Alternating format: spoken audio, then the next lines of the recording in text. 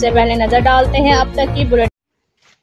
دیگر علاقوں کی طرح نورپور تھال میں بھی عید قربان کی مناسبت سے مویشی منڈی قائم کر دی گئی ہے۔ جیسے جیسے عید قربان قریب آ رہی ہے مویشی منڈی میں بھی رش بڑھ رہا ہے۔ میڈیا سروے کے دوران معلوم ہوا کہ علاقہ تھل میں شدید گرمی کی وجہ سے دوپہر تک خریدار تھوڑی تعداد میں جانور خریدنے آتے ہیں، لیکن جو ہی سیکنڈ ٹائم گرمی کی شدت میں کمی واقع ہوتی ہے تو مویشی منڈی کی رونق بھی بڑھ جاتی ہے۔ اگر بات کی جائے مویشی منڈی میں سہولیات کی تو اسسٹنٹ کمشنر تحصیل نورپور تھل سعد بن خالد کی ہدایت پر ٹی ایم اے کی طرف سے چھاؤں اور پانی جیسی سہولیات کی فراہمی یقینی بنائی گئی ہے، جبکہ لائف سٹاک ڈپارٹمنٹ کی طرف سے بھی قربانی کے لیے خرید کیے جانے والے جانوروں کی مفت حمل ٹیسٹ کی سہولت فراہم کی گئی ہے۔ عوامی سماجی حلقوں نے مویشی منڈی پر مطلوبہ سہولیات کی فراہمی پر تحصیل انتظامیہ نورپور تھل کا شکریہ ادا کیا ہے۔ میڈیا سروے کے دوران مختلف علاقوں سے آئے ہوئے قربانی کے جانوروں کے خریداروں کا کہنا تھا کہ گزشتہ سال کی نسبت امسال جانوروں کی قیمتیں آسمان سے باتیں کر رہی ہیں، تاہم سنت ابراہیمی کے لیے